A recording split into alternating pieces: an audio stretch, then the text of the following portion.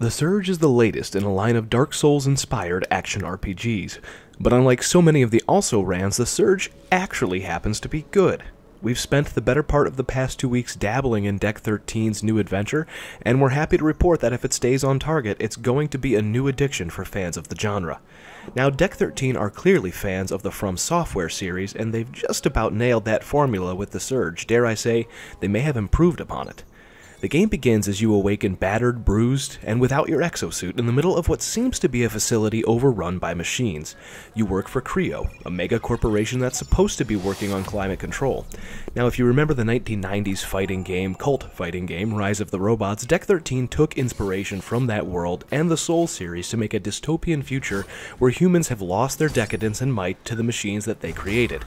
As you progress through the story, you'll uncover the mystery of what happened at your factory and to humanity in general.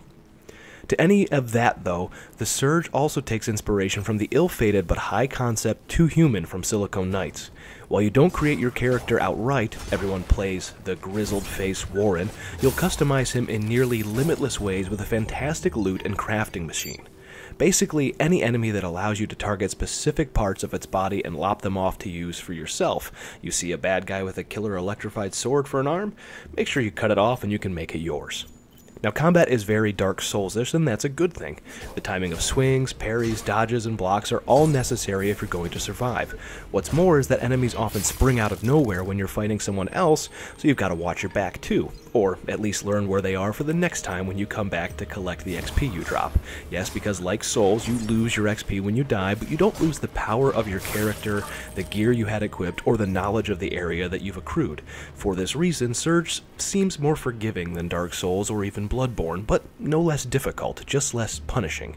And like Souls, Surge doesn't feel cheap. You know it's your fault when you die, and you feel eager to get back there and try again. Now, I've been playing on the PC with both mouse and keyboard and my PlayStation controller. I'm happy to report that either of them works well enough, and that the UI on PC is clearly designed with mouse users in mind. This is no rushed port job here. That said, maybe it's just my experience with these sorts of games in the past, but The Surge feels best on the controller. The vibration, the dodging, the movement, they all feel more natural. Graphically, The Surge is an absolute beast too. At 4K on my PC, shining on Ultra, this thing just looks good. Animation, shading, lighting, and the whole Elysium starring Matt Damon vibe are pulled off excellently. Voice acting is on par with the industry standards, but not quite memorable because there's not too much of it really, except during the occasional cutscene.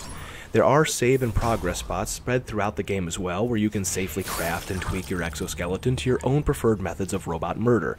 It's here that the intercom voice of the factory itself, sort of its own Siri, shines with one-liners as you leave. Watch out for your coworkers, they'll be watching you. Which is true because the only ones you'll meet have been overtaken by homicidal machines, and you thankfully have not. That doesn't mean that they're not going to try to stab you and make you bleed out, though. All in all, I'm really enjoying my time with The Surge. I've been craving a Dark Souls game that's not Dark Souls or Bloodborne, that's not set in that sort of medieval past. None of the recent entries in this genre have really come all that close to the magic formula of difficult but not off-putting, and deeply engrossing.